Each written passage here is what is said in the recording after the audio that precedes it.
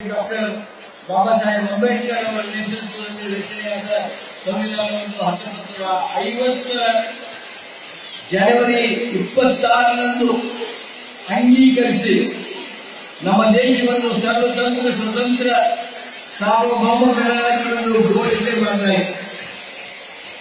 ಸಂವಿಧಾನ ಜಾರಿಗೆ ಬಂದು 77 ವಸಂತಗಳನ್ನು ಪೂರೈಸಿದ ಸುಸಂದರ್ಭದಲ್ಲಿದ್ದೇವೆ. ಪ್ರಜಾಪ್ರಭುತ್ವದ ಮೌಲ್ಯಗಳಾದ ಸಾಮಾಜಿಕ, ಆರ್ಥಿಕ ಮತ್ತು ರಾಜಕೀಯ ನ್ಯಾಯವನ್ನು, ವಿಚಾರ, ಅಭಿವ್ಯಕ್ತಿ, ನಂಬಿಕೆ, ಧರ್ಮ ಮತ್ತು ಉಪಾಸನೆಯ ಸ್ವಾತಂತ್ರ್ಯವನ್ನು, ಸ್ಥಾನಮಾನ ಮತ್ತು ಅವಕಾಶಗಳ ಸಮಾನತೆಯನ್ನು ದೊರೆಯುವಂತೆ ಮಾಡುವುದಕ್ಕಾಗಿ ವ್ಯಕ್ತಿ ಗೌರವ, ದೇಶದ ಏಕತೆ ಮತ್ತು ಸಮಗ್ರತೆಗಾಗಿ ಎಲ್ಲರಲ್ಲಿ ಭ್ರಾತೃತ್ವ ಭಾವನೆಯನ್ನು ಮೂಡಿಸುವುದಕ್ಕಾಗಿ ದೃಢ ಸಂಕಲ್ಪ ಮಾಡಿ ನಮ್ಮ ಸಂವಿಧಾನ ಸಭೆಯಲ್ಲಿ 1949 ಇಸ್ವಿಯ ನವೆಂಬರ್ ತಿಂಗಳು 26ನೇ ದಿನದಂದು ಈ ಸಂವಿಧಾನವನ್ನು ನಮಗೆ ನಾವೇ ಅರ್ಪಿಸಿಕೊಂಡು ಅಂಗೀಕರಿಸಿ ಶಾಸನವಾಗಿ ವಿಧಿಸಿಕೊಂಡಿದ್ದೇವೆ. ಇತ್ತೀಚಿನ ದಿನಗಳಲ್ಲಿ ಸಂವಿಧಾನವನ್ನು ಧಿಕ್ಕರಿಸುವ, ಉಲ್ಲಂಘಿಸುವ ಮತ್ತು ಅದಕ್ಕೆ ಅಪಚಾರ ಎಸಗುವ ಘಟನೆಗಳು ವಿಧಾನಸಭೆ, ಲೋಕಸಭೆ ಹಾಗೂ ರಾಜಭವನಗಳಲ್ಲಿ ನಡೆಯುತ್ತಿವೆ.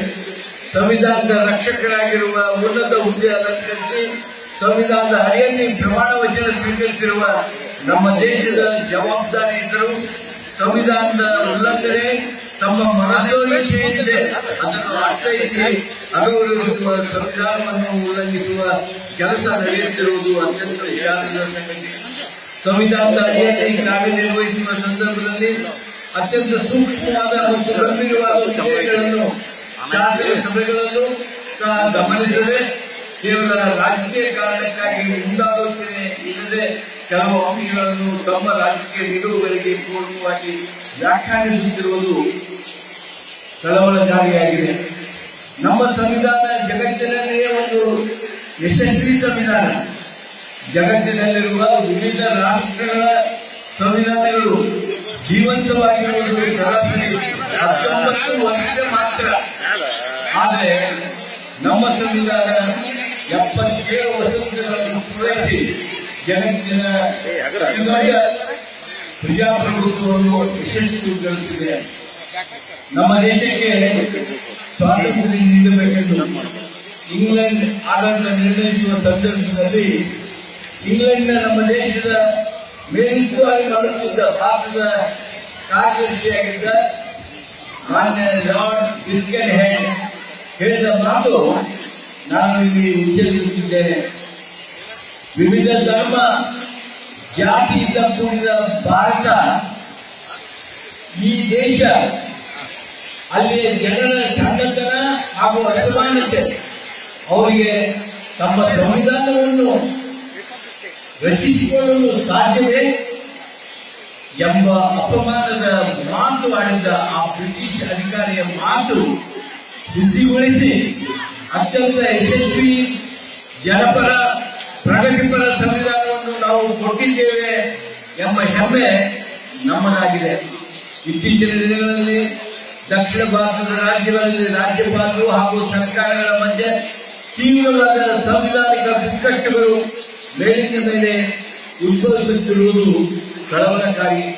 ಸಂವಿಧಾನ ನೀಡಿರುವ ಸ್ವಾಯತ್ತ ರಾಜ್ಯಗಳ ಸಂವಿಧಾನದ ನಿರ್ದೇಶನದಂತೆ ನಮ್ಮ ಒಕ್ಕೂಟ ವ್ಯವಸ್ಥೆಯಲ್ಲಿ ಸಹಕಾರಿ ಫೆಡರಲ್ ತತ್ವದಲ್ಲಿ ವಿಶ್ವಾಸ ಕುದುರಿ ರಾಷ್ಟ್ರದಲ್ಲಿ ಹೆಚ್ಚು ಸೌಹಾರ್ದಯುತ ರಾಜಕೀಯ ವಾತಾವರಣ ಸೃಷ್ಟಿಯಾಗಬೇಕು. ಆದರೆ ಇತ್ತೀಚಿನ ಕೇಂದ್ರ ರಾಜ್ಯ ಸರ್ಕಾರಗಳ ಸಂಬಂಧಗಳು ಹದಗೆಡುತ್ತಿದ್ದು ರಾಜ್ಯ ಸರ್ಕಾರಗಳ ಮೇಲೆ ತೀವ್ರ ಆರ್ಥಿಕ ಹಾಗೂ ರಾಜಕೀಯ ಒತ್ತಡಗಳು ಹೆಚ್ಚಾಗುತ್ತಿರುವುದು ಕೇಂದ್ರ ಮತ್ತು ರಾಜ್ಯಗಳ ಸಂಬಂಧಗಳ ಸುಧಾರಣೆ ತಕ್ಷಣ ಆಗಬೇಕಾಗಿರ್ತಕ್ಕಂಥ ಅಗತ್ಯವಿದೆ.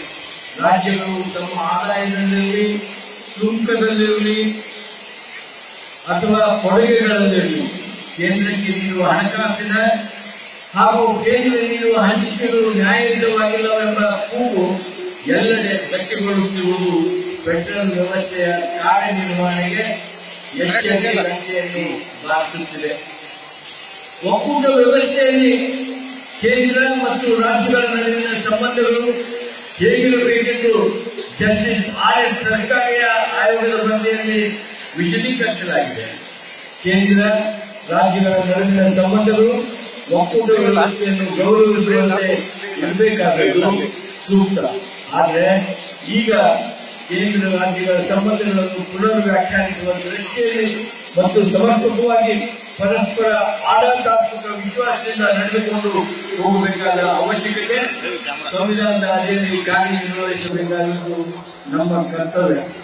ಸಂವಿಧಾನದ ಅಣತಿಕೆಯನ್ನು ಮತ್ತು ನಿರ್ದೇಶನಗಳನ್ನು ಭಾರತೀಯ ಪ್ರಜಾಸತ್ತಾತ್ಮಕ ವ್ಯವಸ್ಥೆಯನ್ನು ಚಲನಶೀಲಗೊಳಿಸುವ ಸದುದ್ದೇಶದಿಂದ ಪಾಲನೆ ಮಾಡಬೇಕಾದುದು ಪ್ರತಿಯೊಬ್ಬ ನಾಗರಿಕನ ಸಂವಿಧಾನವನ್ನು ಉಲ್ಲಂಘಿಸುವ ಸಣ್ಣ ಕ್ರಿಯೆಯನ್ನು ಸಹ ಅತ್ಯಂತ ಗಂಭೀರವಾಗಿ ಪರಿಗಣಿಸಬೇಕಾದ ಅವಶ್ಯಕತೆ ಮತ್ತು ಜವಾಬ್ದಾರಿ ಭಾರತೀಯ ನಾಗರಿಕರಿದ್ದಾಗಿದೆ.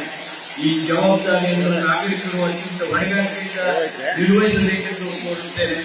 ಸಂವಿಧಾನ ಅಡಿಯಲ್ಲಿ ಅದನ್ನು ಪಾಲಿಸಿ ನಡೆಸುವಂತೆ ಪರಿಪೂರ್ಣವಾದ ಸಂವಿಧಾನದ ಪಾಲನೆಯ ಕ್ರಮಗಳಿಗೆ ಮುಂದಾಗುವ ವ್ಯವಸ್ಥೆ ಈ ರಾಷ್ಟ್ರದಲ್ಲಿ ರೂಪುಗೊಳ್ಳಬೇಕು. ಅದಕ್ಕಾಗಿ ಪ್ರತಿಯ ಪಕ್ಷಗಳು ಶ್ರಮಿಸಬೇಕು. ಇದು ನನ್ನ ಅಂತರಾಳದ ಆಶಯ. ಮಹಾತ್ಮ ಗಾಂಧಿ ರಾಷ್ಟ್ರೀಯ ಗ್ರಾಮೀಣ ಉದ್ಯೋಗ ಖಾತರಿ ಕಾನೂನನ್ನು ಕೇಂದ್ರ ಸರ್ಕಾರ ನಿರಸನಗೊಳಿಸಿದೆ.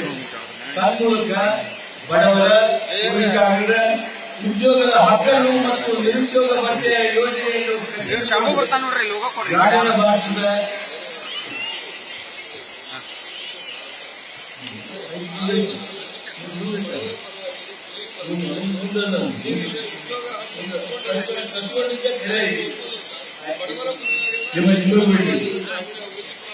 ಬಡವರ ತನ್ಮೂಲಕ ಬಡವರ ಕೂಲಿಕಾರರ ಉದ್ಯೋಗದ ಹಕ್ಕನ್ನು ನಿರುದ್ಯೋಗ ಭತ್ಯೆಯ ಯೋಜನಾ ಖಾತರಿ ಕಾನೂನನ್ನು ನಿರಸನಗೊಳಿಸುವ ಮೂಲಕ ಭಾರತೀಯ ಗ್ರಾಮೀಣ ಬದುಕನ್ನು ದುರ್ಬಲಗೊಳಿಸಲಾಗಿದೆ. ಗ್ರಾಮೀಣ ಭಾಗದಲ್ಲಿ ಜನ ಗುಳೆ ಹೋಗದಂತೆ, ಅನ್ನವಿಲ್ಲದೆ ನೆರಳಿಲ್ಲದಂತೆ ಬರಗಾಲದ ಬೋಣೆಯಲ್ಲಿಯೂ ಸಹ ಕುಟುಂಬ ಸದಸ್ಯರೊಂದಿಗೆ ನರೇಗಾ ಯೋಜನೆಗೆ ದುಡಿದು ತಮ್ಮ ಗ್ರಾಮಕ್ಕಾಗಿ ಆಸ್ತಿಗಳನ್ನು ಸೃಷ್ಟಿಸಿ ನೆಮ್ಮದಿಯಿಂದ ಬದುಕುತ್ತಿದ್ದ ಬದುಕನ್ನು ಕೇಂದ್ರ ಸರ್ಕಾರದ ಕ್ರಮದಿಂದ ಅಸ್ತವ್ಯಸ್ತಗೊಂಡಿದೆ. ಈ ಕುರಿತು ನಾವೆಲ್ಲ ಜಾಗೃತಗೊಂಡು ಶ್ರಮಜೀವಿಗಳ ಹಕ್ಕಿನ ಧ್ವನಿಯಾಗಬೇಕಾಗಿದೆ. ಕೇವಲ ಬಂಡವಾಳಶಾಹಿಗಳ ಅನುಕೂಲವಾಗುವ ಯೋಜನೆಯನ್ನು ಧಿಕ್ಕರಿಸಬೇಕಾಗಿದೆ. ಜನ ಜಾಗೃತರಾಗಬೇಕಾಗಿದೆ. ಬಂಡವಾಳಶಾಹಿಗಳ ಹಿತಾಸಕ್ತಿಯನ್ನು ಕಾಪಾಡುವ ಗುತ್ತಿಗೆದಾರರ ಕೇಂದ್ರೀಕೃತ BPG ಗ್ರಾಮ್ಜಿ ಯೋಜನೆ ಹೆಸರಿನಲ್ಲಿ ಗ್ರಾಮೀಣ ಹಿತಾಸಕ್ತಿಯನ್ನು ಗಾಳಿಗೆ ತೂರಲಾಗಿದೆ. ಇದರಿಂದಾಗಿ ಗ್ರಾಮೀಣ ಆಸ್ತಿ ಸೃಜನೆಯ ಮೇಲೆ ಮತ್ತು ಕೂಲಿಕಾರರಿರುವ ಸ್ಥಳಗಳಲ್ಲಿ ಉದ್ಯೋಗ ಒದಗಿಸಬೇಕೆಂಬ ಘನವಾದ ಉದಾತ್ತ ಉದ್ದೇಶಗಳಿಗಾಗಿ ವಿಶೇಷ ಪ್ರಯತ್ನ ಮುಂದುವರೆದಿದೆ. ಕಾರ್ಮಿಕ ಇಲಾಖೆಗಳಲ್ಲಿ ಗದಗ ಜಿಲ್ಲೆಯಲ್ಲಿ ಒಟ್ಟು 1,19,981 ಕಟ್ಟಡ ಮತ್ತು ಇತರೆ ಕಾರ್ಮಿಕರು ಮಂಡಳಿಯಲ್ಲಿ ನೋಂದಣಿಯಾಗಿರುತ್ತಾರೆ. 2025-26 ಸಾಲಿನಲ್ಲಿ ನೋಂದಾಯಿತ ಕಟ್ಟಡ ಕಾರ್ಮಿಕ ಅಥವಾ ಅವರ ಅವಲಂಬಿತ ಇಬ್ಬರು ಮಕ್ಕಳಿಗೆ ಮದುವೆ ಸಹಾಯಧನ ಸೌಲಭ್ಯದಲ್ಲಿ 708 ಫಲಾನುಭವಿಗಳಿಗೆ ಅಂದಾಜು 4 ಕೋಟಿ ರೂಪಾಯಿಗಳನ್ನು ಫಲಾನುಭವಿಗಳ ಬ್ಯಾಂಕ್ ಖಾತೆಗೆ ನೇರವಾಗಿ ವರ್ಗಾವಣೆ ಮಾಡಲಾಗಿದೆ. ಕ್ರೀಡಾ ಕ್ಷೇತ್ರದಲ್ಲಿ ಸ್ನೇಹಿತರೆ, ಗದಗ ಬೆಟಗೇರಿ ನಗರದ KH ಪಾಟೀಲ್ ಜಿಲ್ಲಾ ಕ್ರೀಡಾಂಗಣದಲ್ಲಿ ಫುಟ್ಬಾಲ್ ಟರ್ಫ್ ಮೈದಾನ ನಿರ್ಮಾಣ ಕಾಮಗಾರಿ, ಗದಗ ಬೆಟಗೇರಿ ನಗರದ ಜಿಲ್ಲಾ ಕ್ರೀಡಾಂಗಣದಲ್ಲಿ ಫ್ಲಡ್ ಲೈಟ್ ಮತ್ತು ವಿವಿಧ ಅಭಿವೃದ್ಧಿ ಕಾಮಗಾರಿಗಳು, ಗದಗ ಜಿಲ್ಲಾ ಒಳಾಂಗಣ ಕ್ರೀಡಾಂಗಣದಲ್ಲಿ ವುಡನ್ ಫ್ಲೋರಿಂಗ್, ಲೈಟಿಂಗ್ ಹಾಗೂ ವಿವಿಧ ಅಭಿವೃದ್ಧಿ ಕಾಮಗಾರಿ, ಗದಗ ತಾಲೂಕಾ ಮುರುಗೂರು ಪಟ್ಟಣದಲ್ಲಿ ಈಜುಕೊಳ ನಿರ್ಮಾಣ ಕಾಮಗಾರಿಗಳ ಅನುಷ್ಠಾನಕ್ಕಾಗಿ ಅಂದಾಜು 9 ಕೋಟಿ ರೂಪಾಯಿಗಳ ಅನುದಾನದಲ್ಲಿ 4 ಕಾಮಗಾರಿಗಳಿಗೆ ಚಾಲನೆ ನೀಡಲಾಗಿದೆ. 2025-26 ಸಾಲಿನಲ್ಲಿ ಗದಗ ಜಿಲ್ಲೆಯ ಯುವ ಸಬಲೀಕರಣ ಮತ್ತು ಕ್ರೀಡಾ ಇಲಾಖೆ ವತಿಯಿಂದ ಮಹಿಳಾ ವಸತಿ ನಿಲಯ ನಿರ್ಮಾಣಕ್ಕೆ ಅಂದಾಜು 2.5 ಕೋಟಿ ರೂಪಾಯಿಗಳ ವೆಚ್ಚದಲ್ಲಿ ಟೆಂಡರ್ ಕರೆಯಲಾಗಿದೆ. ಲೋಣಬದ್ಧ ಕ್ಷೇತ್ರ ವ್ಯಾಪ್ತಿಯಲ್ಲಿ ಲೋನ್ ತಾಲೂಕಾ ಕ್ರೀಡಾಂಗಣದಲ್ಲಿ ಈಜುಕೊಳ ನಿರ್ಮಾಣ ಕಾಮಗಾರಿ 2 ಕೋಟಿ ರೂಪಾಯಿಗಳಲ್ಲಿ ಹಾಗೂ ಲೋಣಬದ್ಧ ಕ್ಷೇತ್ರದ ವ್ಯಾಪ್ತಿಯ ಗಜೇಂದ್ರಗಢದಲ್ಲಿ 2 ಕೋಟಿ ರೂಪಾಯಿಗಳ ಅನುದಾನದಲ್ಲಿ ನೂತನ ತಾಲೂಕು ಕ್ರೀಡಾಂಗಣ ನಿರ್ಮಾಣವಾಗುತ್ತಿದೆ. ಸಮಾಜ ಕಲ್ಯಾಣ ಇಲಾಖೆಯಲ್ಲಿ 2025-26ನೇ ಸಾಲಿನ ಡಿಸೆಂಬರ್ ಅಂತ್ಯದವರೆಗೆ ಗದಗ ಜಿಲ್ಲೆಯ ವಿವಿಧ ಇಲಾಖೆಗಳ ವಿಶೇಷ ಘಟಕ ಯೋಜನೆಯಲ್ಲಿ 85 ಕೋಟಿ ರೂಪಾಯಿ ಬಿಡುಗಡೆಯಾಗಿದ್ದು 73 ಕೋಟಿ ರೂಪಾಯಿ ಖರ್ಚು ಮಾಡಿರ್ತಕ್ಕಂಥ ಪ್ರತಿಶತ 76% ಪ್ರಗತಿ ಸಾಧಿಸಲಾಗಿದೆ. ಅಲ್ಪಸಂಖ್ಯಾತರ ಕಲ್ಯಾಣ ಇಲಾಖೆಯಿಂದ ಗದಗ ತಾಲೂಕಿನ ಹತ್ತಿ ಗ್ರಾಮದಲ್ಲಿ 10 ಕೋಟಿ ವೆಚ್ಚದಲ್ಲಿ ನಿರ್ಮಾಣಗೊಂಡ ಅಲ್ಪಸಂಖ್ಯಾತರ ಹೆಣ್ಣು ಮಕ್ಕಳ ವಸತಿ ಶಾಲೆಯನ್ನು ಉದ್ಘಾಟಿಸಲಾಗಿದ್ದು 20 ಕೋಟಿ ರೂಪಾಯಿ ವೆಚ್ಚದಲ್ಲಿ ಅಲ್ಪಸಂಖ್ಯಾತರ ನವೋದಯ ಮಾದರಿ ವಸತಿ ಶಾಲೆ ಕಟ್ಟಡದ ಪ್ರಗತಿ ಆಗ್ತಾ ಇದೆ. ಶಾಲೆಗಳಲ್ಲಿ 2.45 ಕೋಟಿ ರೂಪಾಯಿಗಳ ವೆಚ್ಚದಲ್ಲಿ ನಿರ್ಮಾಣಗೊಂಡ ಕರ್ನಾಟಕ ಮೌಲಾನಾ ಆಜಾದ್ ಮಾದರಿ ಶಾಲೆ ಉದ್ಘಾಟಿಸಲಾಗಿದ್ದು 1.47 ಕೋಟಿ ರೂಪಾಯಿಗಳ ವೆಚ್ಚದಲ್ಲಿ ಹೆಚ್ಚುವರಿ ಕೊಠಡಿಗಳ ನಿರ್ಮಾಣ ಶಂಕುಸ್ಥಾಪನೆ ನೆರವೇರಿಸಲಾಗಿದೆ. 12 ಕೋಟಿ ರೂಪಾಯಿ 9 ಲಕ್ಷ ರೂಪಾಯಿಯ ವೆಚ್ಚದಲ್ಲಿ ನಿರ್ಮಾಣಗೊಂಡ ಅಲ್ಪಸಂಖ್ಯಾತರ ಸಾಮಾನ್ಯ ವಸತಿ ನಿಲಯವನ್ನು ಉದ್ಘಾಟಿಸಲಾಗಿರುತ್ತದೆ. ಗದಗ ಬೆಟಗೇರಿ ನಗರಸಭೆ ವ್ಯಾಪ್ತಿಯಲ್ಲಿ ವಿವಿಧ ಕಾಮಗಾರಿಗಳಿಗೆ ಸಂಬಂಧಿಸಿದಂತೆ 2021-22 ಸಾಲಿನ ಕರ್ನಾಟಕ ನೀರಾವರಿ ನಿಗಮ ಹಾಗೂ ಶಾಸಕರ ಸ್ಥಳೀಯ ಅಭಿವೃದ್ಧಿ ಯೋಜನೆಯಡಿ ವಾರ್ಡ್ ನಂಬರ್ 17 ಮತ್ತು 18ರ ಮಧ್ಯದಲ್ಲಿ ಹರಿಯುವ ರಾಜಕಾಲುವೆ ಮೇಲೆ ಇಂದಿರಾವನ ನಿರ್ಮಾಣ ಮಾಡಿ ಸದರಿ ಉದ್ಯಾನವನ ಮತ್ತು ಮಕ್ಕಳ ಕ್ರೀಡೆಗಾಗಿ ಕ್ರೀಡಾ ಉಪಕರಣಗಳನ್ನು ಅಳವಡಿಸಲಾಗಿದೆ ಮತ್ತು ವಯೋವೃದ್ಧರಿಗೆ ವಿಶ್ರಾಂತಿಗಾಗಿ ಸ್ಥಳ ಕಲ್ಪಿಸಿ ಸಾರ್ವಜನಿಕರ ಉಪಯೋಗಕ್ಕಾಗಿ ಮುಕ್ತಗೊಳಿಸಲಾಗಿರುತ್ತದೆ. ಗದಗ ಜಿಲ್ಲೆಯ ಗದಗ ಬೆಟಗೇರಿ ನಗರಸಭೆ ವ್ಯಾಪ್ತಿಯಲ್ಲಿ ವಸತಿ ರಹಿತ ಫಲಾನುಭವಿಗಳಿಗೆ ಎಎಚ್ಪಿ ಯೋಜನೆಯಲ್ಲಿ 71 ಎಕರೆ ಜಮೀನಿನಲ್ಲಿ 3,630 ಮನೆಗಳಲ್ಲಿ 250 ಮನೆಗಳು ಹಂಚಿಕೆ ಮಾಡಲಾಗಿದೆ. ಪ್ರಸ್ತುತ 724 ಮನೆಗಳು ಪೂರ್ಣಗೊಳ್ಳುವ ಹಂತದಲ್ಲಿದ್ದು 2,606 ಮನೆಗಳು ವಿವಿಧ ಹಂತದಲ್ಲಿ. ಗದಗ ಜಿಲ್ಲೆಯಲ್ಲಿ ಹಿಂದುಳಿದ ವರ್ಗಗಳ ಕಲ್ಯಾಣ ಇಲಾಖೆಯ ವತಿಯಿಂದ ಒಟ್ಟು 68 ವಿದ್ಯಾರ್ಥಿ ನಿಲಯಗಳು ಹಾಗೂ 4 ವಸತಿ ಶಾಲೆಗಳು ಕಾರ್ಯನಿರ್ವಹಿಸುತ್ತಿದ್ದು 7,815 ವಿದ್ಯಾರ್ಥಿಗಳು ವಿದ್ಯಾಭ್ಯಾಸ ಮಾಡುತ್ತಿದ್ದಾರೆ. 2025-26ನೇ ಸಾಲಿಗೆ ಹಿಂದುಳಿದ ವರ್ಗಗಳ ವಿದ್ಯಾರ್ಥಿಗಳಿಗೆ ಶುಲ್ಕ ಮರುಪಾವತಿ ಮಂಜೂರು ಮಾಡಲು 809 ಲಕ್ಷ ರೂಪಾಯಿ ಬಿಡುಗಡೆಯಾಗಿದ್ದು ಅದರಲ್ಲಿ 4,537 ವಿದ್ಯಾರ್ಥಿಗಳಿಗೆ 404 ಕೋಟಿ ರೂಪಾಯಿ ಮಂಜೂರು ಮಾಡಲಾಗಿರುತ್ತದೆ. ಸ್ನೇಹಿತರೆ, ನಮ್ಮ ಗದಗಿನ ವಿಶೇಷ ಪ್ರಯೋಗವೆಂಬಂತೆ ಕಾನೂನು ಸುವ್ಯವಸ್ಥೆ, ಅಪರಾಧ ತಡೆಗಟ್ಟುವಿಕೆ ಮತ್ತು ಸಂಚಾರ ಸುರಕ್ಷತೆಯನ್ನು ಕಟ್ಟುನಿಟ್ಟಾಗಿ ನಿರ್ವಹಿಸಲು ಥರ್ಡ್ ಐ ಯೋಜನೆಯನ್ನು 150 ಲಕ್ಷ ರೂಪಾಯಿ ವೆಚ್ಚದಲ್ಲಿ ಅನುಷ್ಠಾನಗೊಳಿಸಲಾಗಿದೆ. ಥರ್ಡ್ ಐ ಪ್ರಾರಂಭವಾದಾಗಿನಿಂದ ಸುಲಿಗೆ, ಕಳ್ಳತನ, ಮನೆಗಳ್ಳತನ, ಗಲಭೆ, ರಸ್ತೆ ಅಪಘಾತಗಳು ಮುಂತಾದ ಪ್ರಕರಣಗಳನ್ನು ಪತ್ತೆ ಮಾಡುವಲ್ಲಿ ಮೊದಲಿಗಿಂತ ಅಧಿಕವಾಗಿ ಹಾಗೂ ಅಪರಾಧದ ಪ್ರಕರಣಗಳು ಗಣನೀಯವಾಗಿ ಕಡಿಮೆಯಾಗಿ ಥರ್ಡ್ ಐನ ಅನುಷ್ಠಾನದಿಂದ ಸಾರ್ವಜನಿಕರಲ್ಲಿ ಭಯಮುಕ್ತ ವಾತಾವರಣ ನಿರ್ಮಾಣಕ್ಕೆ ಕಾರಣವಾಗಿದೆ. ಸಾರ್ವಜನಿಕರ ಸುರಕ್ಷಿತ ಚಾಲನೆಯಿಂದ ಅಪಘಾತಗಳ ಸಂಖ್ಯೆಯಲ್ಲಿ ಇಳಿಮುಖವಾಗಿದೆ. ಬಂಧುಗಳೇ, ರಾಷ್ಟ್ರಕವಿ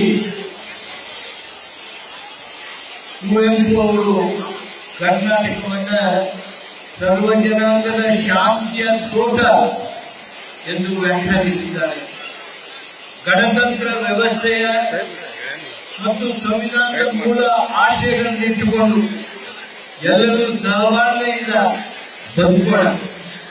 ಅಂತಹ ಬದುಕು ನಮ್ಮದಾಗಿಸಲು ಈ ಗಣರಾಜ್ಯೋತ್ಸವ ಪ್ರೇರಣೆ ನೀಡಲಿ ಹಾಗೆ ಅಂತೇಳಿ ಹಾರೈಸಿ ಮತ್ತೊಮ್ಮೆ ತಮ್ಮೆಲ್ಲರಿಗೆ ಗಣರಾಜ್ಯೋತ್ಸವದ ಶುಭಾಶಯಗಳನ್ನ ಕೋರ್ತೀನಿ. ಜೈ ಹಿಂದ್, ಜೈ ಹಿಂದ್, ಜೈ ಹಿಂದ್, ಜೈ ಕರ್ನಾಟಕ.